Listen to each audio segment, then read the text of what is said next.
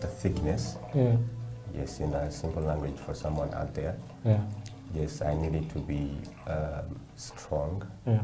Yeah.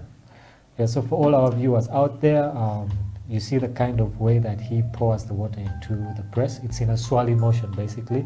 So don't just get your water and, you know, pour it there, because you won't really get the best out of the coffee, you know. So there is a way that it should be done. Okay. So how long does that process take? I mean, from getting your coffee, from maybe a pack of coffee, to measuring, to pouring in water, how long does it have to take for you to get your final cup of coffee? It will take you about 3 minutes to get a perfect one. Yes. So this is really something good, like in the morning when I'm, you know, running to work and I don't want to take a lot of time. Very true. You know, making a very serious coffee. Yeah. And then I'm gonna have to, you know, stir it. Yeah, stir it a little bit. Yeah. Just like I said before, just to make sure that it is well brewed. Yeah. Yeah. Then I'll continue with. So does that amount of water, okay, the ratios of water to coffee affect the taste of coffee? Yes. On this exact French press? Or in any other coffee you're making? Absolutely, it does. Because now you used 25 grams of coffee? Yes, I did. So how much of water do I have to put in that? Just like I said, it really depends on how you want it. Okay. You want it strong or mild. You want it mild. Yeah. Yes. So I think the ratio really depends on how strong you want it and how, you know, weak you want it. Yeah. Yes. I can't wait to have this. It already looks like, you know, a very good cup of coffee. So yeah, I mean, but I'm done with this. Okay. So what I will do is take off, you know, my coffee.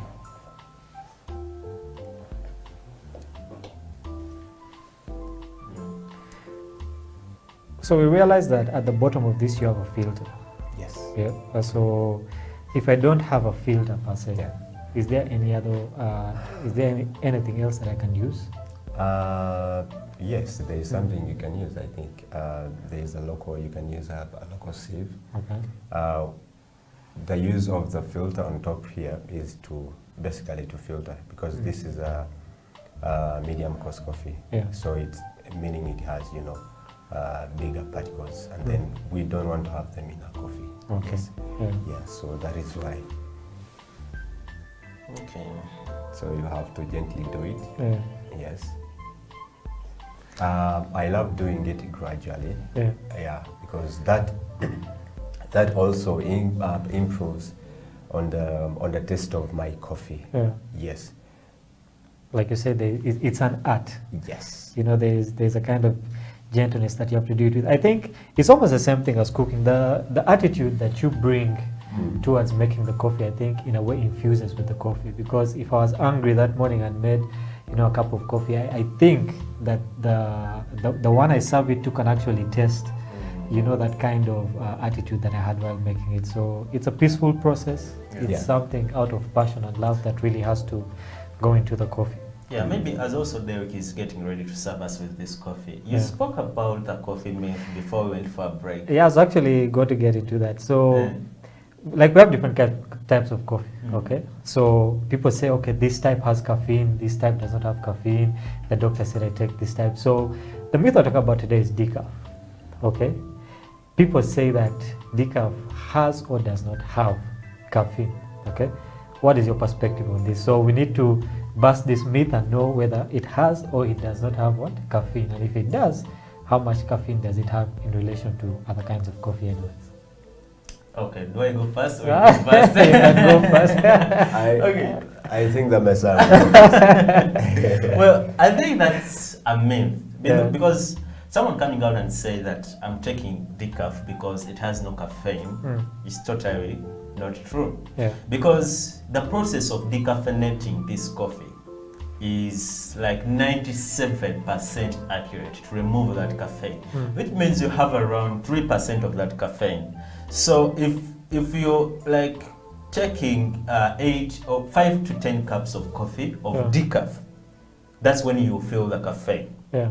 which means I have to take like 5 or 6, 7, 8 cups a day for me, my body to start feeling that caffeine, compared to taking an 8-ounce cup of coffee, which is caffeinated. Yeah. So that's when I will feel the caffeine compared to taking the other decaffeinated coffee. Because most people go to coffee shops and ask, I need decaf because it has no caffeine. Yeah. No, that's a myth that we need to debunk from here on the coffee break.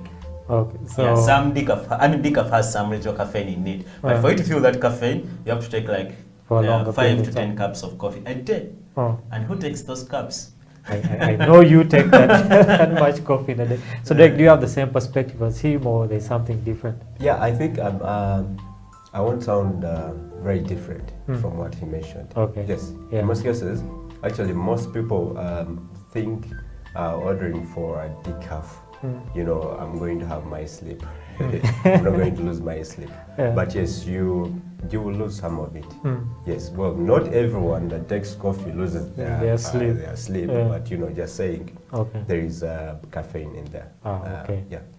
Yeah, so that is a myth that we have debunked. Yeah. There's a certain percentage of caffeine in decaf. Yes. Yeah. All right. As Derek serves us the long-awaited coffee, I know the Messiah can't wait to have it. We're going to get into our main topic of the day. Basically, Amon has been a barista in Uganda for a while now. You've been a barista in Uganda, and you've been a barista in Kuwait.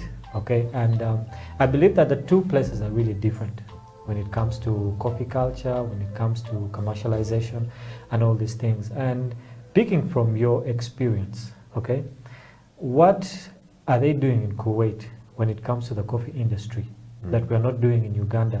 And what are some of these strategies that we can actually pick up from them that will improve our coffee industry here? Yeah. It is business. To be straight to the point, I think in the other side, it is basically about business. Yes, even down here. I mean, of course, the main point of someone making a business is, you know, to generate some income. Yeah. Yes, but I think the main point, the other side, you know, of cafes, is making money. Okay. So that kind of like, you know,